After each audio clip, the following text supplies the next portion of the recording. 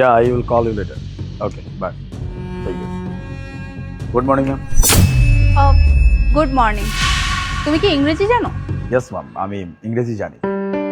তাহলে একটু আগে যে তুমি বললে I call you back later, এটার অর্থ কি জানো তুমি? এটার অর্থ হচ্ছে আমি আপনাকে কিছুক্ষণ পর কল করছি।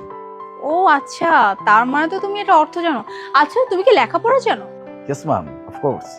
আমি লেখাপড়া জানি। আর তার থেকেও বড় কথা হচ্ছে আমি ইংরেজি আরো বেশি ভালো জানি। আচ্ছা, তার মানে তুমি লেখাপড়া জানো। আচ্ছা, একটা কথা বলো তো আমাকে, তুমি যে লেখাপড়া জানো তাহলে তুমি এখানে সিকিউরিটি গার্ডে জব কেন করতেছো? তুমি তো চাইলে অন্য কোথাও জব করতে পারো। না না ম্যাম, আমি এখানে সিকিউরিটি গার্ডের চাকরি করি না। অ্যাকচুয়ালি আমার নিজের একটা জব ছিল, আমি ইঞ্জিনিয়ার পোস্টে জব করতাম। কিন্তু হঠাৎ করে আমাদের কোম্পানিটা একটা লসে পড়ে যায়। লসে পড়ার কারণে আমাদের কোম্পানি থেকে সব এমপ্লয়িকে ছাঁটাই করে দেওয়া হয়। তারপর হঠাৎ করে দেখলাম যে আমার বাবা অনেক অসুস্থ হয়ে পড়ছে, আর আমার বাবা এখানে সিকিউরিটি গার্ডের জব করতো। যখন দেখলাম বাবা অনেক অসুস্থ, আমার কাছেও চাকরি নেই, অনেক জায়গায় চাকরি খুঁজতে গেছি কিন্তু পাইনি। তখন ভাবলাম বাবা একটু রেস্ট করুক, আমি তার কাজটা করে দিই। দ্যাটস ওয়াই আমি এখানে চাকরিটা করতেছি। আচ্ছা, তোমার বাবার কি হয়েছে? Is everything okay? Ma'am, everything okay বলতে গেলে অ্যাকচুয়ালি ওকে না, বাবা অনেক অসুস্থ। আর তাছাড়াও ছোটবেলা থেকেই দেখতেছি বাবা এই সিকিউরিটি গার্ডের চাকরি করেই পুরো সংসারটা চালাইছে, আমার পড়াশোনা করাইছে। ইভেন এখন যখন উনি একদম অসুস্থ হয়ে বেডে পড়ে গেছে, তখন আর আমার নিজের চোখে আমি এটা দেখতে পারতেছিলাম না। আমার কাছে মনে হলো যে আমার চাকরিটা অন্তত যতদিন না হচ্ছে ততদিন বাবার চাকরিটা আমিই করি। তারপরে আমার চাকরিটা পেয়ে গেলে বাবা রেস্ট করলো, আমি আমার চাকরি করলাম, সংসারটা সুন্দরভাবে চললো। হুম, তার মানে তোমার বাবা রেস্ট করছে, মানে বেড রেস্টে আছে, আর তার পরিবর্তে তুমি এখানে আসছো জব করতে। কি আমি ঠিক বলছি না? ইয়েস ম্যাম, বাবার শরীর আসলে অনেক বেশি খারাপ, তাই ওনার অ্যাবসেন্সে এখানে আমি নিজেই কাজ করতেছি, আমি নিজে জব করতেছি। হুম, তা ভালো কথা, তুমি তোমার বাবার পরিবর্তে তোমার বাবার কাজটা তুমি করছো। আচ্ছা, আমাকে একটা কথা বলো তো, মানে তুমি যে আগে ভালো একটা জব করতে, সেই জব থেকে তুমি ডিরেক্টলি সিকিউরিটি গার্ডের কাজ করতেছো, মানে আগে তো ভালো একটা পজিশনে ছিলে, আর এখন ডিরেক্টলি তুমি সিকিউরিটি গার্ডের জব করো, তোমার কি খারাপ লাগে না? মানে লজ্জা করে না এই কাজ করতে? না না ম্যাডাম, কি বলতেছেন? লজ্জা কেন লাগতে যাবে?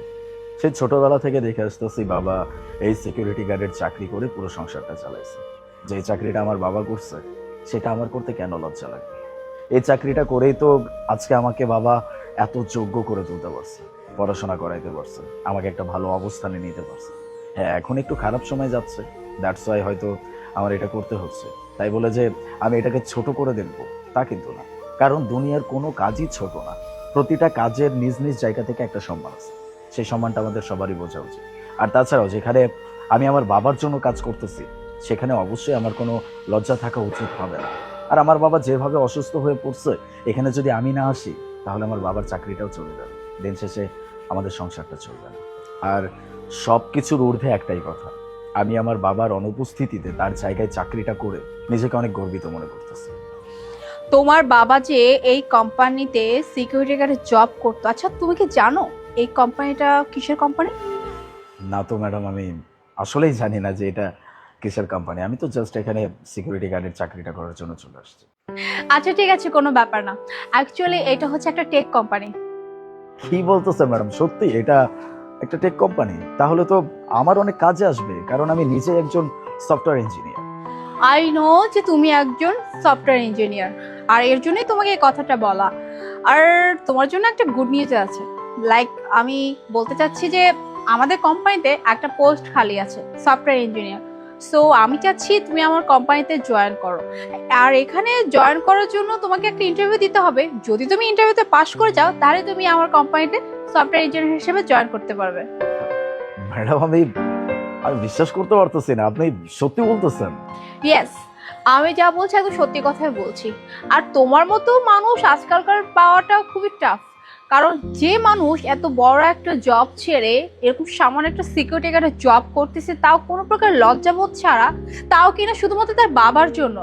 আর একজন বস তার কোম্পানির জন্য কেমন লোক চায়, যেন যে কাজের জন্য যাকে রাখা হয়েছে সে যেন ওই কাজটা ভালো মতো জানে, ট্যালেন্টেড, হুঁশিয়ার, ইমানদার এবং কাজে খুব মনোযোগী, তাই না? আর আমার কাছে মনে হয়েছে সব কোয়ালিটিস তোমার মধ্যে আছে। I think you are the perfect for this job. Madam, সত্যি বলতে এটা তো আমার সৌভাগ্য যে আমি আপনাদের কোম্পানিতে চাকরি করতে পারবো। আর তাছাড়াও আমি অনেক দিন যাবত একটা ভালো চাকরি খুঁজতেছিলাম, আমি অবশ্যই করব। আমি টোটালি রেডি আপনার এখানে চাকরি করার জন্য। গ্রেট, তাহলে এক কাজ করো, আগামীকালকে তুমি আমার ক্যাবিনে চলে আসো, হ্যাঁ? তারপর তোমার ইন্টারভিউ নিব। আর এখন তুমি বলো তোমার স্যালারি কত নিবে? ম্যাডাম, স্যালারির কথা বলে আমাকে কেন লজ্জা দিচ্ছেন? স্যালারির কথা আমাকে কেন জিজ্ঞেস করতেছেন? আপনি যে আমাকে চাকরিটা দিতে চাইছেন এটাই তো আমার কাছে অনেক কিছু। আপনি আমাকে চাকরিটা দেন, আমি চাকরি করি, আমি আমার যোগ্যতা দেখাই। আমার যোগ্যতা অনুযায়ী আপনার যদি মনে হয় যে আমাকে 1 টাকা দেওয়া উচিত, আপনি সেটাই দিন, আমার কোনো সমস্যা নেই।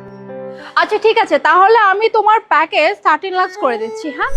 আর ইন ফিউচার যদি আমার কাছে মনে হয় তোমার স্কিলস ট্যালেন্ট যদি দেখি বেড়ে যায়, তাহলে আমি তোমাকে আরো বাড়িয়ে দিব। আর এমনি তো আমাদের কোম্পানিতে প্রতি 6 মান্থ পর পর 10% ইনক্রিজ করে, সো তোমারটা আমি 10% ইনক্রিজ করে দিব।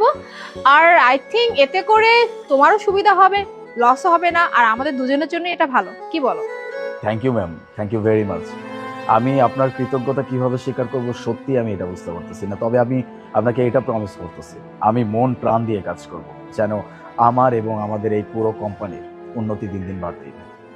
আমিও তোমার কাছ থেকে এটা এক্সপেক্ট করি। আচ্ছা ঠিক আছে, তাহলে তুমি কালকে সময় মতো চলে এসো, আমি তোমার ইন্টারভিউ নিব। আমি তাহলে এখন আসি, হ্যাঁ? ঠিক আছে ম্যাম, থ্যাংক ইউ, আসসালামু আলাইকুম।